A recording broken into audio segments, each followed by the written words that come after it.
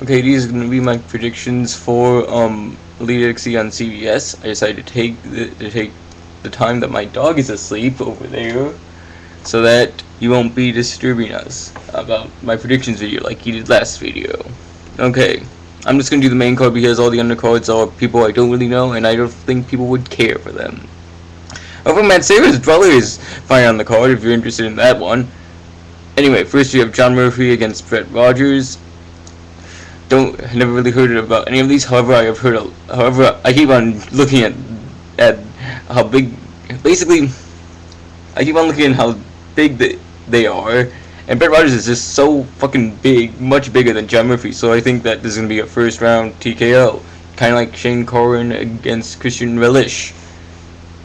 Just go. Oh no, my mouth going.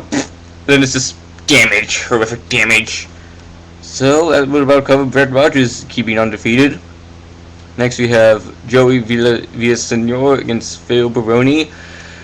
I think that Joey is going to be smart about this, and the key to defeating Phil Baroni is if you can move your head, you can win. I think Joey will do that. He will move his head and win. I think it'll be TKO in the first round via ground and pound. Next we have Caitlin Young against Gina Carano. I've been getting kind of a lot of heat for picking Caitlin Young, and I do not think, it's not that I think Gina Carano is overrated, I just think that she's kind of protected, and when I mean protected, I mean, I'm not saying that, oh, all these women that she's fought are cans and so forth. I think that some of them are just not as good, have lost their edge like Julie Kedzie has. She's lost her edge, or at least she has had when Gina fought her. I think only Tommy Evinger is actually and overall I think that Tanya Evinger and Julie Kedzie were the only ones that actually have name value. But anyway, I still like Gina. I think she's a good fighter. I know that she's marketable. I like her. What can I say? However, I am picking Caitlin Young by a first round knockout because she's your underdog. I think she's cool, and I think that.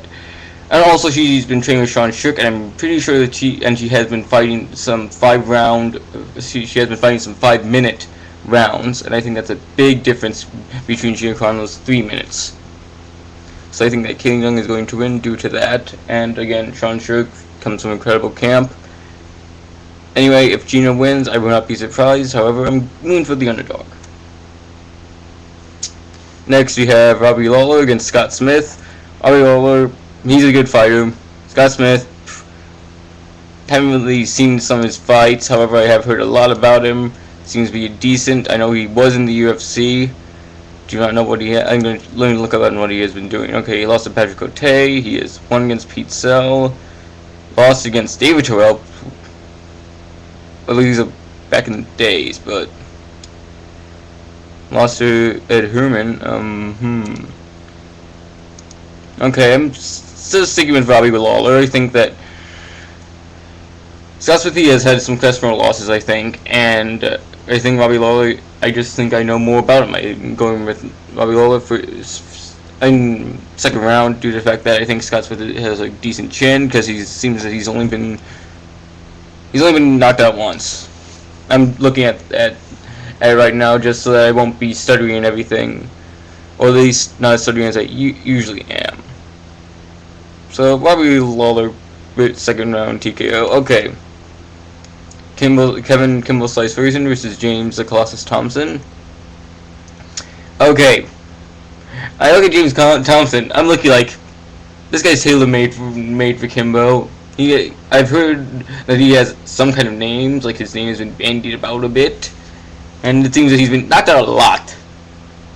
So, I'm going with the smart. I'm going on the Kimbo bandwagon on saying that he is going to win, probably by a first round knockout, due to the fact that Kimbo can fight, and I respect him as a fighter. I do not, and overall, I've heard that he's a really nice guy from his interviews. He seems to be a very respectable guy. He knows that he's not like a BJ Penn or a Fedor Emelianenko. He just thinks that, I know, I'm just doing my job, I'm training, and etc. He just seems to be a really laid back, cool guy. So I'm picking Kimbo. He seems to be a nice guy, and also the guy he's facing seems to be very prone to being knocked out, and not being very good to keep his chin out of the way. So, Kimbo for sure knockout. Anyway, those are my predictions. Hope you like it.